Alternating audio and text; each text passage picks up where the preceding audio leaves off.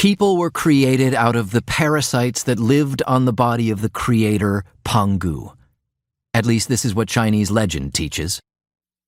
To the Western mind, this story may seem odd, but parasites are important characters in Chinese folklore.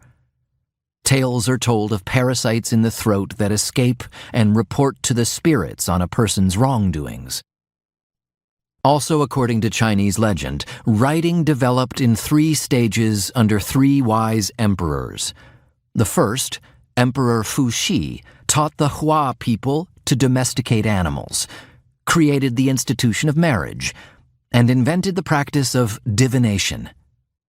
Emperor Fu would randomly throw stalks of yarrow flowers on the ground and find meaning in the pattern they created, thus establishing the idea that patterns carry symbolic meanings. The second emperor, Zedong, established agriculture and trade and initiated a system of keeping accounts on string.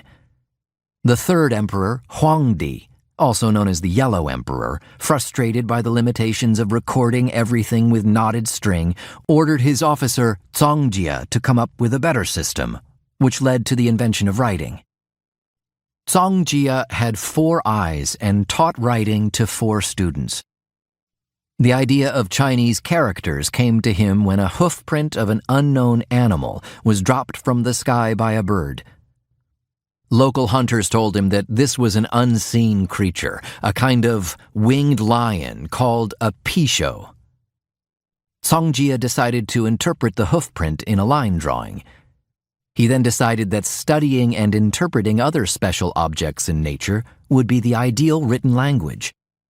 He created characters from the studies he made of the patterns of the stars and of nature around him, especially the tracks of animals, and from this evolved writing. It's significant that Chinese writing was believed to have come from nature. In Chinese culture, the correlation between writing and nature has endured even into modern times.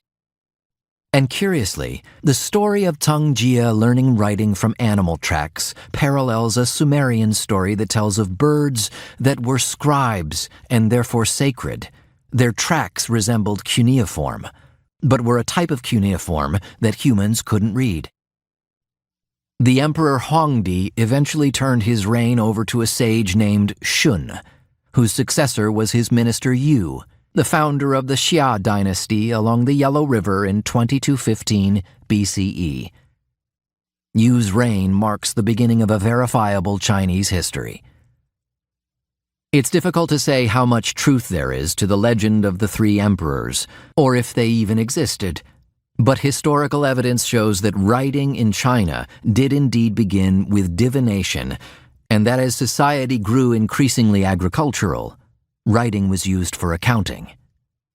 The legend of the 3 emperors, which all Chinese have been taught for more than 2,000 years, also defines China.